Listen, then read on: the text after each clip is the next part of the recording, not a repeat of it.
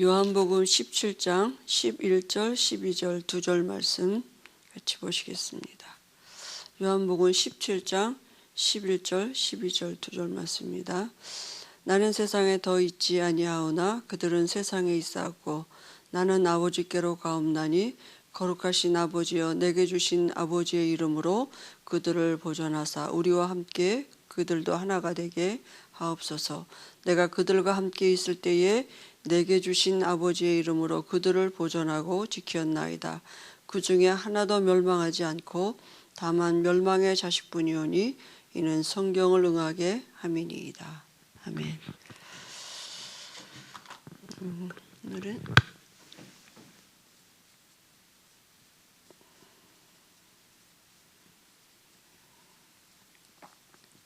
예수의 이름 이 안에 하나님의 비밀이 있고 하나님의 그 풍성한 은혜가 감추어져 있죠.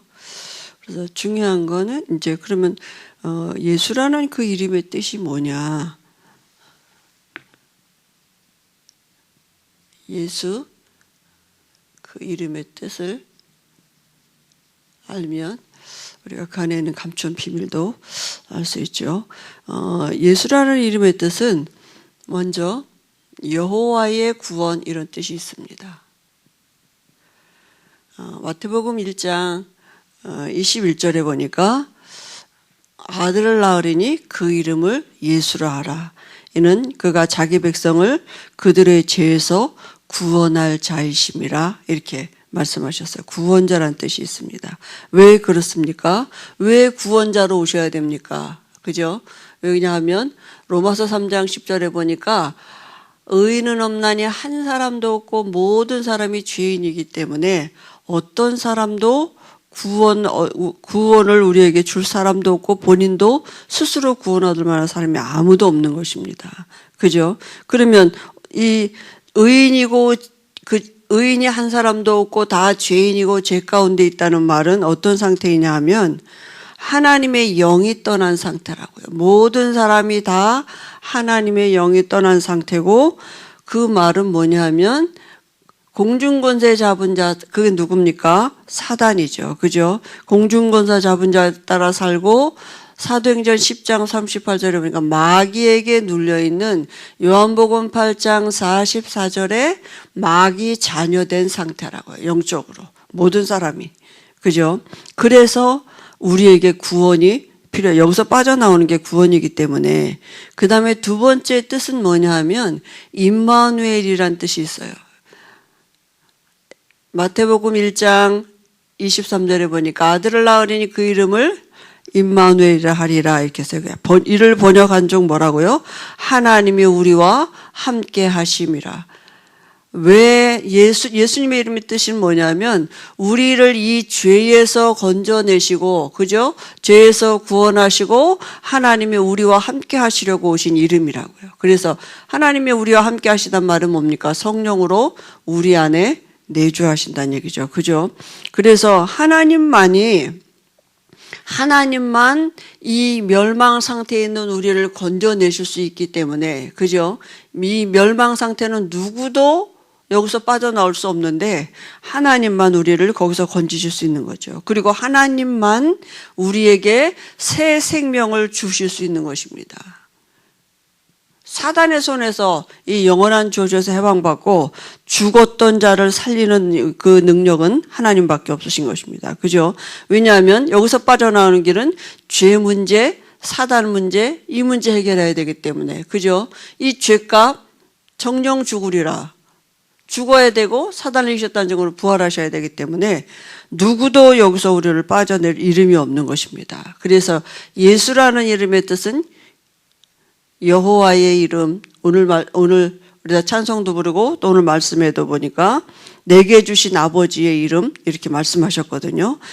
여호와의 이름의 뜻은 스스로 계신 자다 이랬는데 예수님은 곧 성경에 보니까 나와 아버지는 하나라 했고 빌립이 아버지를 보여달라 그러니까 뭐라 하셨습니까? 나를 본 자는 아버지를 봤다 그랬고요. 그죠?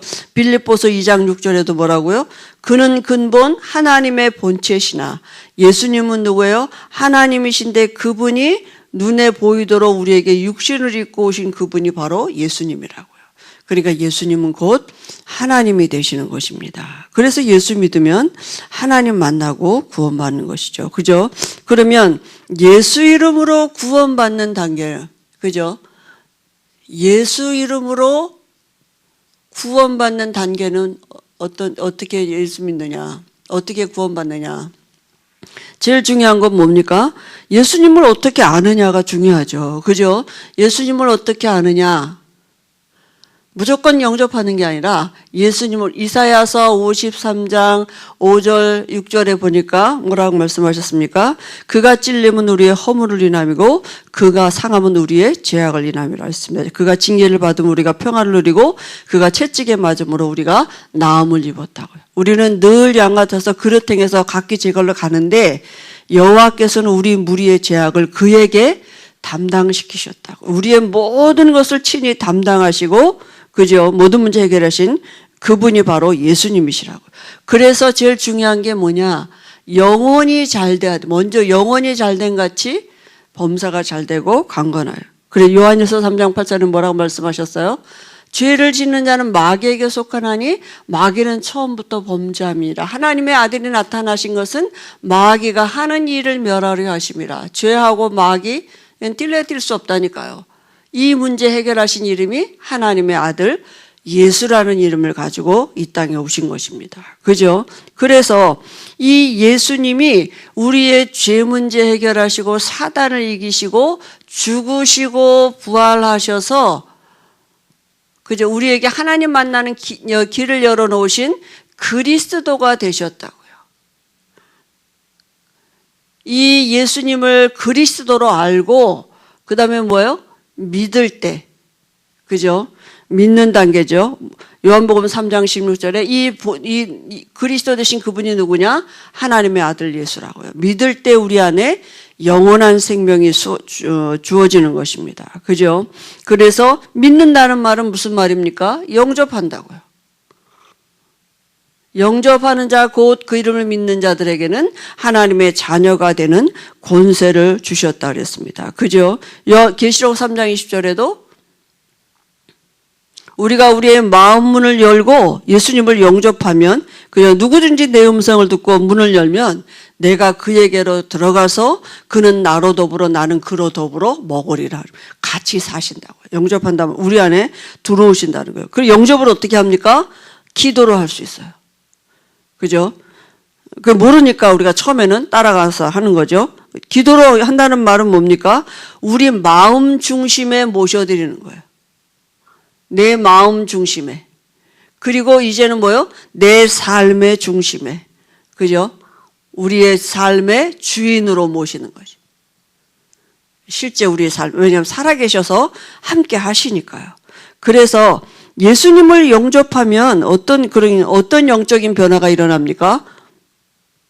영접하면 예수님을 그리스도로 우리가 영접하면, 예수님 내 마음에 들어오세요 이렇게 영접하면 눈에 보이지 않지만 하나님의 영, 성령이 우리 안에 들어오시는 것입니다. 그죠?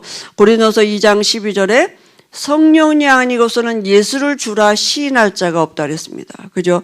고린도전서 3장 16절에도 우리 육체가 이제는 하나님을 담은 집이 돼. 전에는 마귀를 담은 집이었는데 이제는 예수 이름을 부르고 우리가 예수가 그리스도 되심을 믿고 영접할 때 우리 육체에 하나님의 영이 들어오시는 것입니다. 그죠? 그리고 우리 안에 들어오신 성령은 영원히 함께 하신다고 말씀하셨어요. 우리 들락날락 하는, 귀신같이 들락날락 하시는 게 아니라 우리 안에 영원히 함께 하신다고 분명히 약속하셨습니다. 그죠? 그리고, 우리를 들어오셔서 우리의 모든 삶을 인도하신다고요. 이제는 하나님이 내 인생의 주인 되시고 우리의 아버지가 되셔서 요한복음 14장 26절 27절에 말씀으로 우리를 인도하신다니까. 우리 마음과 생각을 바꿔가시면서 믿음 주시고, 그래서 말씀 듣는 시간이 중요하고 예배 시간이 중요한 것입니다. 하나님 말씀으로 하나님을 나타내시기 때문에. 그죠? 그래서 우리가 예수 그리스도를 영접할 그때 어떤 일이 벌어지느냐? 마귀의 권세에서 완전히 해방받는 것입니다. 마귀의 굴레에서 우리가 완전히 벗어났어요. 빠져나왔습니다. 그죠? 로마서 8장 2절에 완전히 우리가 해방받았고요. 마태복음 16장 18절에 음부의 권세를 이길 수 없어요. 우리가 이미 예수 그리스도가 우리 안에 계시기 때문에, 사단을 이기신 그리스도가 우리 안에 계시기 때문에 사실은 사단이 우리를 건드릴 수 없는 것입니다. 그죠? 이제는 공중권세 잡은 자를 따라 살지 않아도 되는 것입니다. 그죠? 그리고 우리에게는 이제는요, 내세가 보장이 됐어요. 이제는 지옥 가고 싶어도 못 갑니다. 우리가 하나님 나라 백성이 됐어요. 하늘나라 시민권이 우리에게 이미 주어졌고요. 그죠? 요한복음 1장에도 보니까, 14장에도 보니까 뭐라고 말씀했습니까? 너희는 마음에 근심하지 말라. 하나님을 믿으니 또 나를 믿으라. 내 아버지 집에 거할 것이 많도다. 우리가 가야 할 곳이 있는 사람들입니다. 그죠? 이 세상은 장망성입니다. 어느 날 다 정말 끝이 오게 돼 있어요. 그죠? 영원한 천국 가서 우리가 영원히 살 신분으로 바뀌어진 것입니다. 그러면 이제 이 영접이란 말은 무슨 말입니까? 영접이란 말은 시인한단 말이에요. 그죠? 그러면 마태복음 로마서 10장 9절에 보니까 뭐라고 말씀했느냐 하면 너희가 내 입으로 예수를 주로 시인하며 또 하나님께서 그를 죽은 자 가운데서 살리신 것을 내 마음에 믿으면 구원을 받으리니 사람이 마음으로 믿어 이르고 입으로 시인하여 구원에 이른다. 이렇게 말씀했어요.